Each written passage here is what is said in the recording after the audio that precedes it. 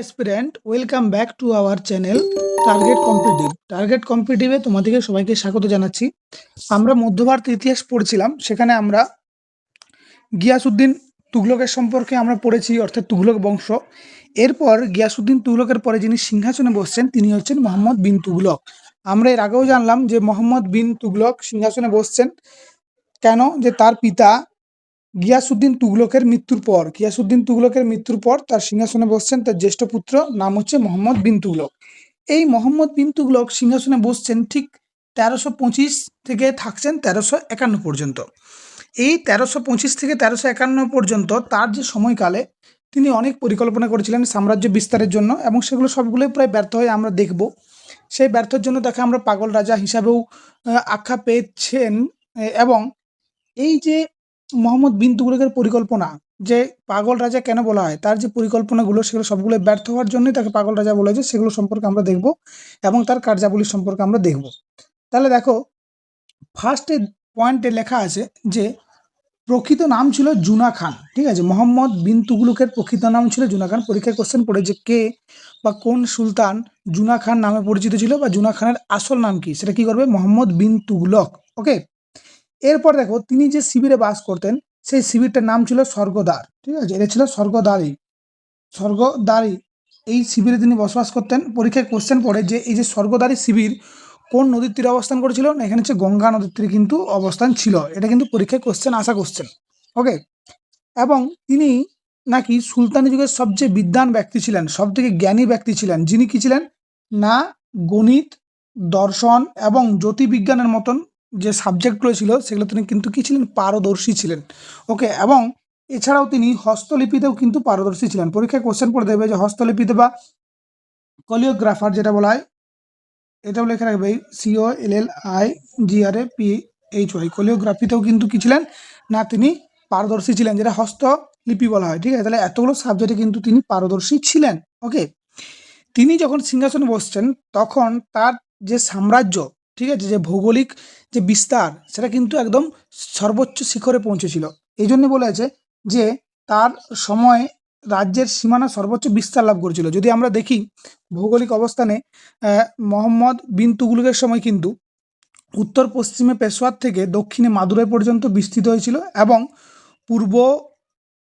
পূর্বে বাংলা থেকে পশ্চিমে গুজরাট পর্যন্ত এটা কিন্তু সমস্তটাই সাম্রাজ্য বিস্তার হয়েছিল। এবং এর জন্য তিনি এই টোটাল যে সাম্রাজ্যটাকে 23টি প্রান্তে কী করেছিল, বিভক্ত হয়েছিল, প্রদেশে 23টি বিভক্ত হয়েছিল। ভাবা যায় 23টি প্রদেশকে সামলানো, 4টিখানি ব্যাপার কিন্তু তিনি থাকেননি। 23টা প্রদেশ মানে গোটা ভারতবর্ষ। ঠিক আছে, এদিকটা তো 23টা প্রদেশে তিনি কিন্তু বিভক্ত করেছিলেন, এবং এই 23টা রাজ্যকে সামলাবার জন্য বা তার একটা উচ্চ আকাঙ্ক্ষা ছিল যে আরও সাম্রাজ্য বিস্তার। ঠিক আছে, এটা কিন্তু দেখা গেছিল। এবং এই যে এত বিস্তার হয়েছিল বলে কী হয়েছিল, শেষে বাংলা এবং দক্ষিণ ভারতে কিন্তু বিদ্রোহ কিন্তু দেখতে পাবো। তার শেষ সময়, তার শাসনের শেষ সময়কালে আমরা কিন্তু বিদ্রোহ কিন্তু প্রচুর দেখতে পাবো।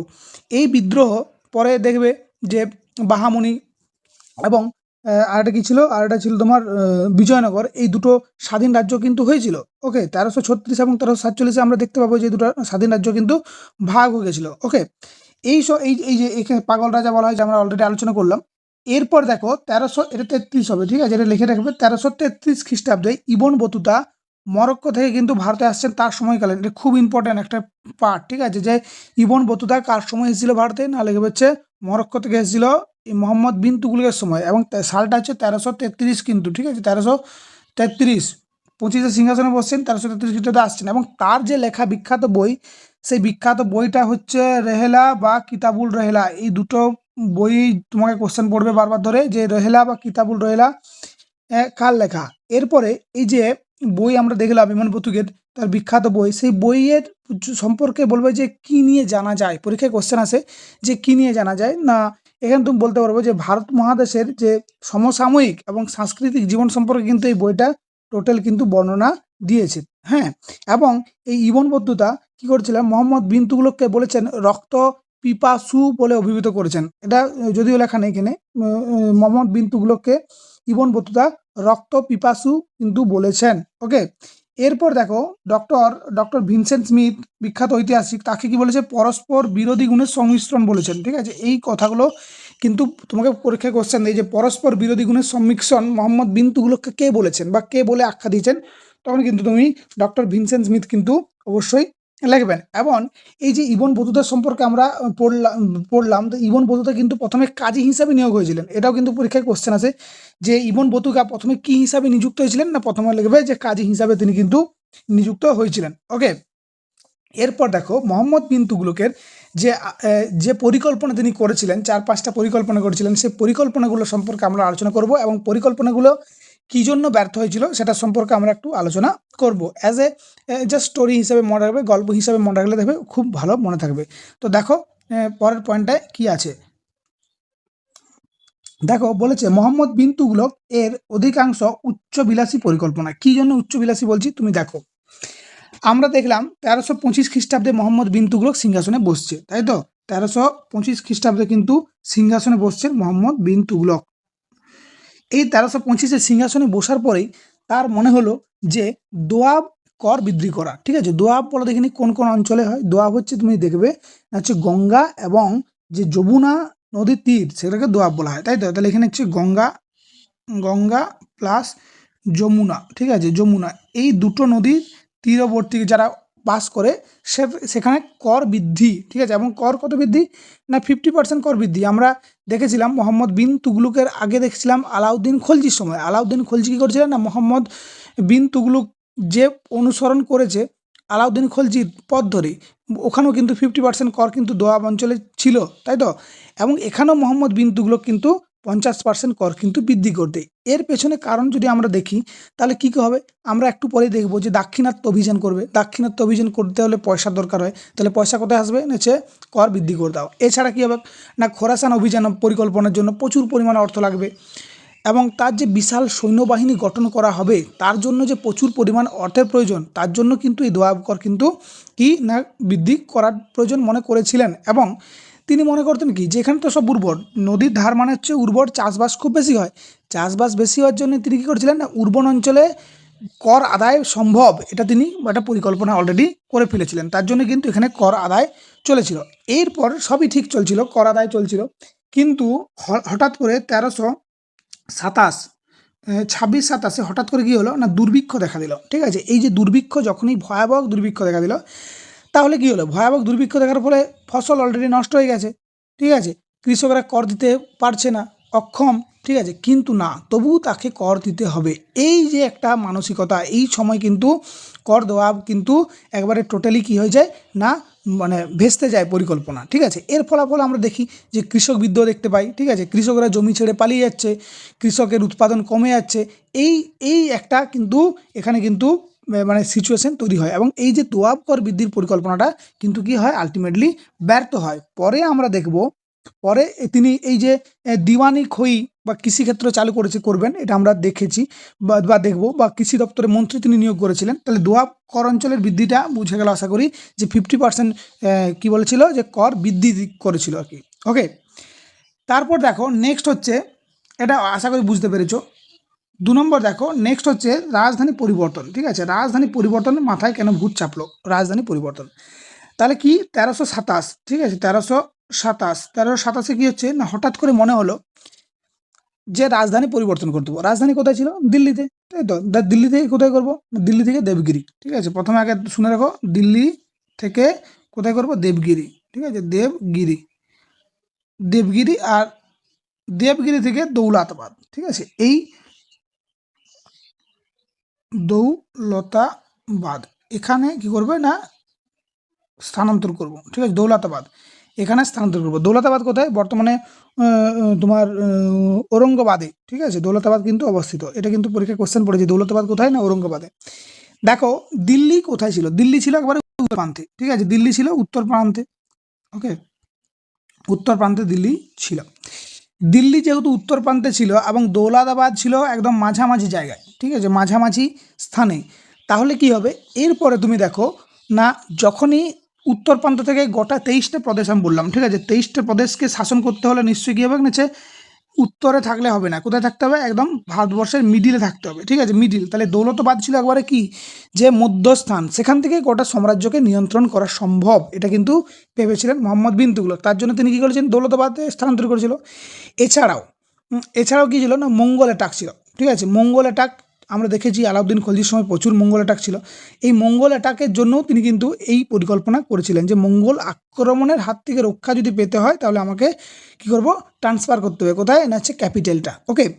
এবং দক্ষিণ ভারতের যে মুসলিম শাসন সেটাকে দৃঢ় করার উদ্দেশ্যও কিন্তু তার ছিল, যে এই জন্য আমরা কী করবো না, হচ্ছে এই রাজধানীটাকে পরিবর্তন করে দিই, ওকে। এরপরে দেখো রাজধানী পরিবর্তন হলো, ঠিক আছে, যে রাজধানী আমার এটা নয় এটা, কিন্তু তা নয়, শুধুমাত্র প্রশাসন নয়, সাধারণকে মানুষকেও বাধ্য করা হয়েছিল হাজার হাজার কিলোমিটার যাওয়ার জন্য, ঠিক আছে। তার ফলে কী হয়, দিল্লি একদম পুরো খালি হয়ে যায়, সমস্ত মানুষকে নিয়ে যাচ্ছে, মানুষ মানে স্ব ইচ্ছায় নয়, ঠিক মানে নিজের ইচ্ছায় না, যে ঠিক আছে বাধ্য হচ্ছে যেতে। এর ফলাফল কী হলো না, হচ্ছে একটা দিল্লি থেকে দৌলতাবাদের যে হাজার হাজার কিলোমিটার দূরত্ব, সেটা কষ্টকর একটা যাত্রা হলো, অত মানুষ পায়ে হেঁটে যেতে পারবে কেন? তার ফলে রাস্তায় পানীয় জলের অভাব দেখা দিল, ঠিক আছে, একই গরম অবস্থা, ঠিক আছে, জনগণ অসন্তুষ্ট হয়ে গেল, প্রশাসনিক ব্যবস্থা চারদিকে ক্ষুণ্ণ ভিন্ন হয়ে গেল, এবং দিল্লি বললাম কি জনসংখ্যা শূন্য হয়ে গেল, ঠিক আছে। তার ফলে কী হলো না, মানুষকে হয়রানি, পথেই মানুষ মারা গেল, ঠিক আছে, বহু মানুষ মারা গেল। এরপর হঠাৎ করে আবার মনে হলো যে না, এখান থেকে তো রাজধানী কী বলে মানে গোটা রাজ্য শাসন করা সম্ভব নয়। আবার তিনি দিল্লি এলেন, মানে দৌলতাবাদ থেকে আবার দিল্লি, কয়েক বছরের মধ্যে, 1-1.5 বছরের মধ্যে আবার তিনি ব্যাক করলেন দিল্লি, ঠিক আছে। এরপরে আবার জনগণের মধ্যে ক্ষোভ দেখা দিল, হ্যাঁ। এরপরে বিদ্রোহ শুরু হলো, ঠিক আছে, রাজার যে মর্যাদা সেটা কিন্তু ক্ষুণ্ণ হয়ে গেল। এই সমস্ত ঘটনাগুলো কিন্তু আবার দেখা দিল। তার ফলে এই যে রাজধানী পরিবর্তনের যে পরিকল্পনাটা, সেটা সম্পূর্ণ কী হয়ে গেল, সম্পূর্ণ ব্যর্থ হয়ে গেল, ওকে। এই একটা হচ্ছে দ্বিতীয় ব্যর্থ পরিকল্পনা, মানে রাজধানী পরিকল্পনা হয়ে গেল শেষ। তাহলে তোমাকে এখানে পরীক্ষায় কোশ্চেন পড়বে, রাজধানী কোথায় নিয়ে গেছিল না, দিল্লি থেকে দেবগিরি, দেবগিরি থেকে দৌলতাবাদ, ঠিক আছে। এইটা কিন্তু মনে রাখবে, দৌলতাবাদটা কিন্তু খুব ইম্পর্ট্যান্ট, ওকে, ক্লিয়ার। নেক্সট দেখো, এরপরে আসছে আমরা মুদ্রা, ঠিক আছে, তারপরে আসছে মুদ্রার ব্যাপারটা কি হয়েছিল মুদ্রা নিয়ে। তাহলে মুদ্রা নিয়ে আমরা যদি আলোচনা করি, তাহলে মুদ্রার সম্পর্কে কি করেছিল না, টোকেন কারেন্সি চালু করেছিল, ঠিক আছে। এটাকে শুধু লেখে রাখো, টোকেন কারেন্সি, টোকেন কারেন্সি, ঠিক আছে। টোকেন কারেন্সি কিন্তু চালু করেছিল 1329-30, ঠিক আছে। এরপর তুমি বলো যে দোয়াব অঞ্চলের কর বৃদ্ধি বিদ্রোহ হলো, সেখানে হচ্ছে অর্থ নষ্ট হলো, রাজধানী পরিবর্তনের জন্য একটা বিশাল পরিমাণ যে অর্থ, সে অর্থ কি হলো না, অর্থ ব্যয় হলো, অপব্যবহার হলো, ঠিক আছে, এই জন্য অর্থ নেই, ওকে। এরপর হঠাৎ কি হলো, বললো না টোকেন মুদ্রা প্রবর্তন করো, ঠিক আছে। টোকেন মুদ্রা প্রবর্তন মানে কি, এই যে টোকেন কারেন্সি যেটা বললি, এটা হচ্ছে কি রূপার পরিবর্তে তামা এবং পিতলের সমতুল্য ঘোষণা, মানে রূপার যা মূল্য তা হচ্ছে তামা আর পিতলের মূল্য সমান। এরপরে কি হলো, এর কারণ কি, এই যে হঠাৎ করে এই যে বললো যে না না এই রূপার মুদ্রার সমতুল্য হচ্ছে তামা পিতলের, অলরেডি দেখো চীনে তখন কাগজের মুদ্রার প্রচলন হয়ে গেছে, সেখান থেকে ইন্সপায়ার হয়েছে যে না এটা করা চলবে না, টোকেন কারেন্সি করা হোক, ওকে। এছাড়া দাক্ষিণাত্য অভিযান আমি আগেই বলেছি, ঠিক আছে, খোরাসান অভিযান, সৈন্যের জন্য প্রচুর অর্থের প্রয়োজন, এগুলোর জন্যই তিনি এটা করেছিলেন। এর ফলে কী হলো না, হচ্ছে 2 নম্বরই হলো, বাজারে কালো মুদ্রায় ছেয়ে গেল, ঠিক আছে, রাজকোষ শূন্য হয়ে গেল, রূপার ঘাটতি দেখা গেল, ঠিক আছে। এইটাও কিন্তু কি হলো, হঠাৎ করে ব্যর্থ শুরু হয়ে গেল। তাহলে পরীক্ষায় কোশ্চেন পড়বে টোকেন কারেন্সি মুদ্রা প্রবর্তনের এখানে কে করেছিলেন না, হচ্ছে মোহাম্মদ বিন তুগলক। পরীক্ষায় এরকম কোশ্চেন পড়বে, নিম্নলিখিত কোন পরিকল্পনাটি মোহাম্মদ বিন তুগলকের নয়, ঠিক আছে, এরকম কোশ্চেন পড়বে, ওকে। এরপর দেখো এটা তাহলে ব্যর্থ হয়ে গেল। এর নেক্সট হচ্ছে খোরাসান অভিযান, ঠিক আছে। খোরাসান অভিযান কি না, খোরাসান অভিযান হচ্ছে আন্তর্জাতিক শক্তি হিসাবে নিজেকে প্রতিষ্ঠা করার জন্যই খোরাসান অভিযান হয়েছিল, ঠিক আছে।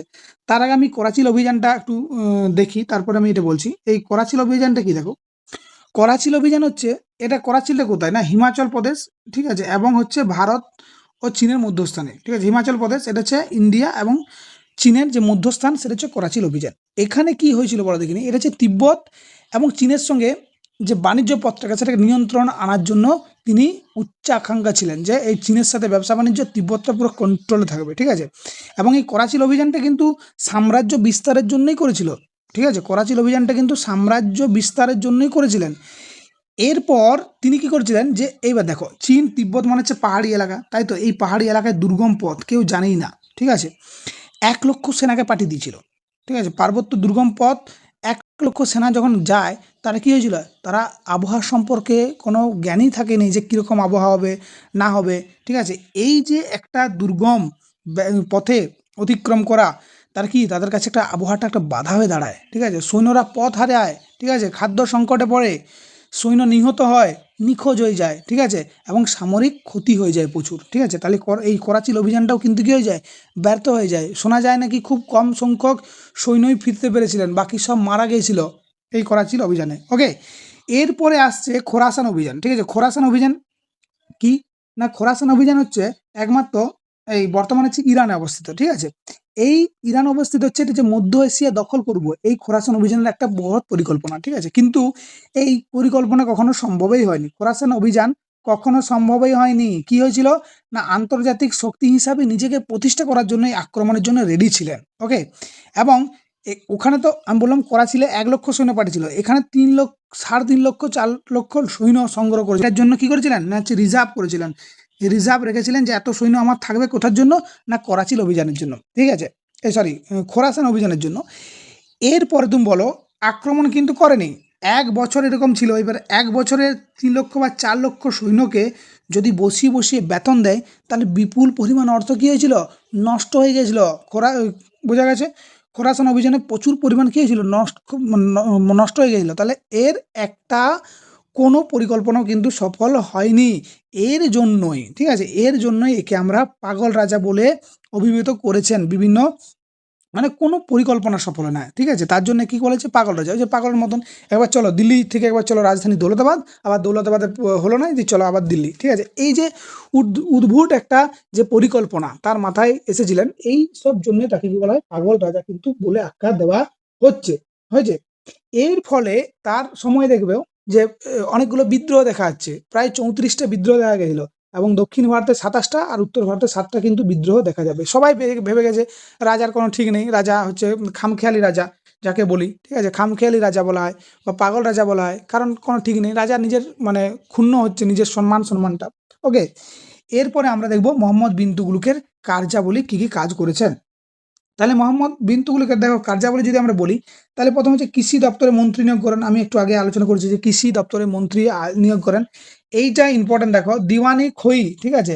দিওয়ানি খই নামক যে কি প্রতিষ্ঠান তৈরি করেছিল, এখানে কৃষকরা ঋণ নেওয়ার যে একটা ব্যবস্থা তিনি এখানে করেছিলেন, ঠিক আছে? কৃষি উৎপাদনের জন্য প্রতিষ্ঠা করেন এবং ঋণ টিন পাবে, ঠিক আছে? এই জন্য তিনি তৈরি করেছিলেন। ওকে, এবং হিন্দুদের হোলি, ঠিক আছে, এবং দিওয়ালি উৎসবে তিনি কিন্তু যোগদান করেছিলেন। এটা খুব ইম্পর্টেন্ট, পরীক্ষায় কোশ্চেন পড়েছে, কোন সুলতান হিন্দুদের হোলি এবং দিওয়ালিতে যোগদান করেছিলেন? অ্যান্সার করবে মোহাম্মদ বিন তুগলক, ঠিক আছে? তার সময় 34টি বিদ্রোহ দেখা যায়। আমি আগেও বললাম, উত্তর ভারতে বললাম যে 7টা এবং দক্ষিণ ভারতে 27টা কিন্তু বিদ্রোহ কিন্তু দেখা গিয়েছিল। ওকে, এবং দক্ষিণ ভারতে দুটি স্বাধীন রাজ্য বিজয়নগর, এই বিজয়নগর স্থাপন হয়েছিল 1336, এটা লেখা রাখবে 1336, এটা কিন্তু হিন্দু রাজ্য।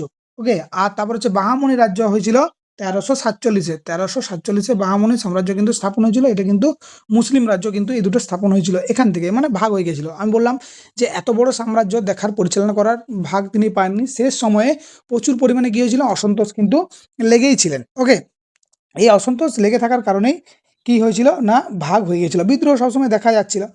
এরপর দেখো না 1351 খ্রিস্টাব্দে তিনি মারা যান, কোথায় না, সিন্ধুর থাট্টায় মারা যান। এই কেন বলো দেখিনি, না তিনি সুমেরু গোষ্ঠী দমন করতে গিয়েছিলেন এবং কর আদায়ের জন্য সেখানে অবস্থান করেছিলেন, মানে সম্ভবত তিনি প্লেগে, ঠিক আছে, প্লেগে মারা যান অসুস্থ হয়ে, ঠিক আছে? এবং তারপরে 1351 খ্রিস্টাব্দে তিনি মারা যান। তার মৃত্যুতে বদরুদ্দীন তিনি একটা মন্তব্য করেছিলেন, কি এটা পরীক্ষায় কোশ্চেন পড়ে, যে মন্তব্য করেছিলেন, রাজা তার লোকের কাছ থেকে এবং তারা রাজার কাছ থেকে মুক্তি পেয়েছিল। এই মন্তব্যটা পরীক্ষায় কোশ্চেন পড়ে যে কে করেছিলেন, মানে এত মানে বিভ্রান্তি করেছিল, তার জন্য বলেছিল রাজা তার লোকের কাছ থেকে এবং তারা মানে এখানে লোকেরা তাদের রাজার কাছ থেকে কিন্তু মুক্তি পেয়েছিলেন মোহাম্মদ বিন তুগলকের মৃত্যুতে। ওকে, এরপরে তার উত্তরসূরি হিসাবে আমরা ফিরোজ শাহ তুগলককে আমরা দেখব, সিংহাসনে বসছেন, ঠিক আছে?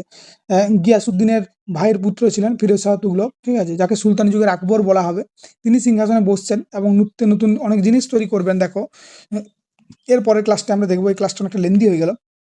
তাহলে তার মৃত্যুর পর আমরা দেখব যে তার যে বিশাল সাম্রাজ্য উত্তর এবং দক্ষিণ অংশে ভাঙন ধরে যাবে এবং দাক্ষিণাত্য সহ অন্যান্য অঞ্চল কিন্তু আস্তে আস্তে স্বাধীন হয়ে যাবে। ঠিক আছে, এটা কিন্তু আমরা দেখতে পাবো মোহাম্মদ বিন তুগলকের মৃত্যুর পর। ওকে, তাহলে এই ছিল ক্লাস। এই ক্লাসটা তোমাদের কেমন লাগলো অবশ্যই জানাবে।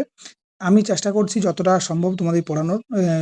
ডিউটির মাঝে মাঝে এই ক্লাসগুলো আমার করতে খুব ভালো লাগে। সময় পেলে আমি অবশ্যই তোমাদের সঙ্গে থাকবো। আমার ইচ্ছা তোমাদের সঙ্গে থাকি, পড়াশোনা করি, আমি নিজেও করি এবং তোমাদেরকে নিজেও করাই পড়াশুনো। তো চলো, ততক্ষণের জন্য ভালো থাকো। পরবর্তী ভিডিও নিয়ে আসছি, দেখা হচ্ছে। মোহাম্মদ বিন তুগলকের বাদ দিয়ে ফিরোজ শাহ তুগলক নিয়ে আমরা আলোচনা করবো। তাহলে হয়তো তুগলক বংশটা শেষ হয়ে যাবে। তারপরে দুটো আছে, সৈয়দ বংশ আর হচ্ছে লোদি বংশ। তারপরে আমরা সুলতান সাম্রাজ্যটা শেষ করব। এরপরে আমরা বিজয়নগর এবং এই যে বাহামনি সাম্রাজ্য বললাম সেখানে আলোচনা করব, কিংবা মুঘল সাম্রাজ্য নিয়ে কিন্তু আলোচনা করব। ঠিক আছে, ততক্ষণের জন্য ভালো থাকো, পড়াশোনা করো। দেখা হচ্ছে পরের ভিডিওতে।